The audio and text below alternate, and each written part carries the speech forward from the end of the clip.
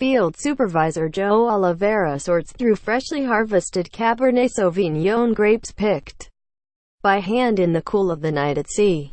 Mondavi vineyard in Napa Valley, CA. On October 13, 2017, YOUNTVILLE, Calif. Mario Maldonado didn't wear a mask. The 22-year-old field laborer thought it would slow him down. Besides, he doesn't like to cover his face when he tends to the vineyards on most nights.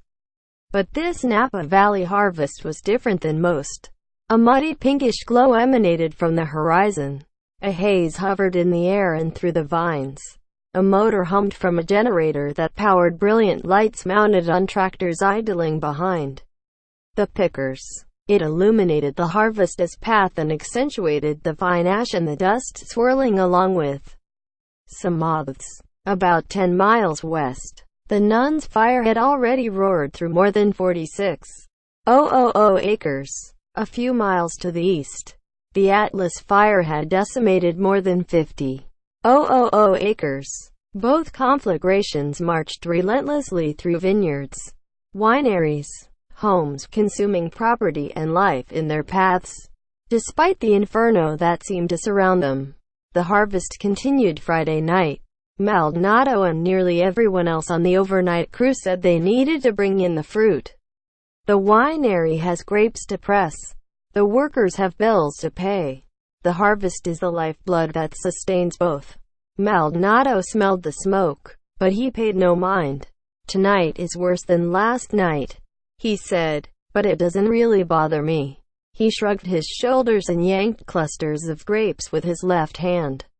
Then his right. Maldonado, a Guatemalan immigrant with U.S.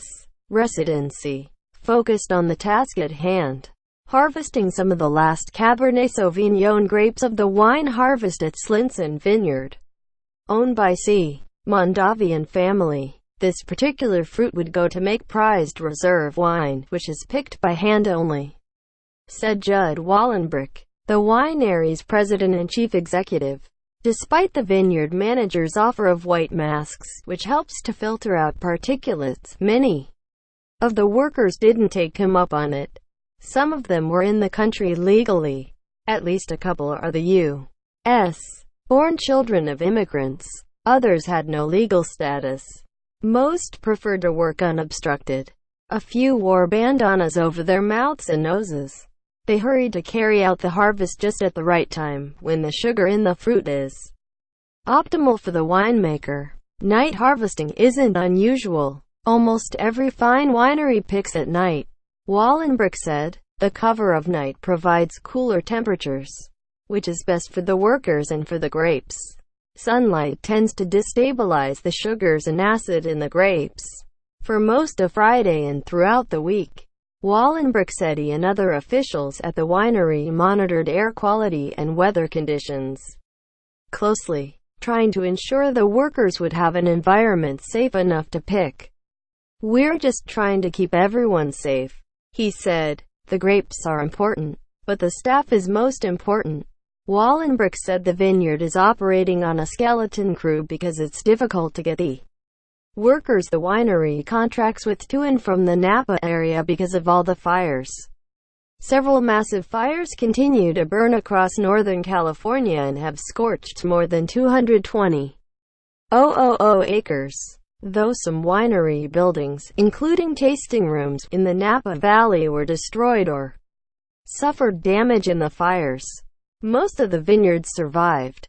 Many wineries have already finished harvesting for the season, but a few still have grapes left to tend to, said Michael Honig, board chairman and president of the Napa Valley Vintners Association. As of last week, about 10% of the valley's harvest still needed to be picked.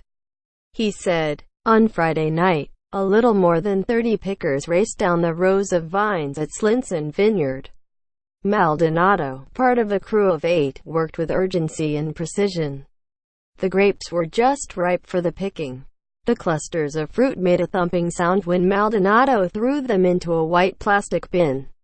A knife with a crescent moon-shaped blade hung from what looked like a bracelet on Maldonado's wrist. He didn't use it much. He relied on his glove-covered hands to gather the grapes, crouching down and stripping them from the vine. He scooted the plastic bin along with his foot, kicking up dust and parched leaves from the ground. Adelante! Adelante! The foreman shouted. The farm labor contractor and the foreman picked up stray grapes and tossed them into the bins. It was all hands on deck.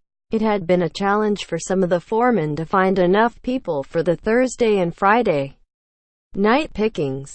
The nearby fires had prompted the winery to cancel the harvest earlier in the week.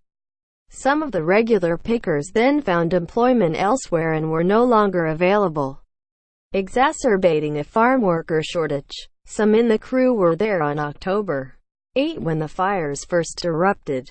A woman, who only provided her first name of Teresa and hesitated to talk about her legal status, said she grew worried when she first caught sight of flames from a distant ridge. "It looked like a volcano," she said in Spanish. "It looked red. It was all burning." Teresa, an immigrant from the state of Mexico, which surrounds Mexico City, grew concerned, not for herself, but the people in homes threatened by the fire. The 2 days off didn't bother her.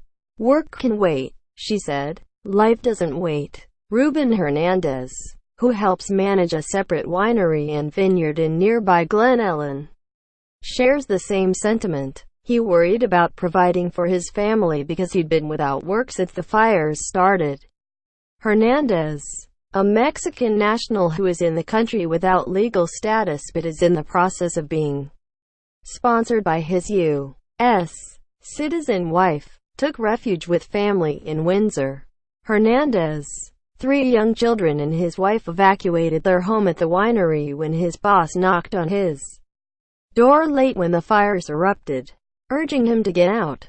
Although the house is still standing, Hernandez is uncertain when he'll be able to return and whether his furniture, clothing and other personal items are salvageable after all the smoke. The vineyards at the winery weren't heavily damaged, he said, and he's anxious to get back to work. "How am I going to pay my bills?" he asked. "How am I going to provide food for my children?" "It's not just him," he said. Hernandez, originally from Zacatecas in Mexico, knows of other immigrant workers who tended different vineyards and lost everything. Their homes burned down and so did the wineries they work on. Many had no rental insurance. "It's just so sad," he said. Their hands are tied. Back at Slinson Vineyard, Teresa wore a white mask over her face. "It was too smoky," she said. The woman, who lives in Stockton, has worked in vineyards for more than 20 years and had never seen anything like that first night. With a rake in hand, she stood on the back end of a tractor and picked away leaves, sticks and other unwanted debris from tons of Cabernet grapes in a bin the size of 2 or 3 bathtubs. The crew makes $145 per ton. Workers usually take in about $200 a shift, sometimes more, other times less. How much they make an hour depends on the speed of the crew. It was a little past 11 p.m. "I'm tired now," she said, "but you have to give it all you got." On the horizon, she could see the pinkish glow of the Nun's fire. It would devour another 1,000 acres overnight. Visit the Los Angeles Times at www.latimes.com.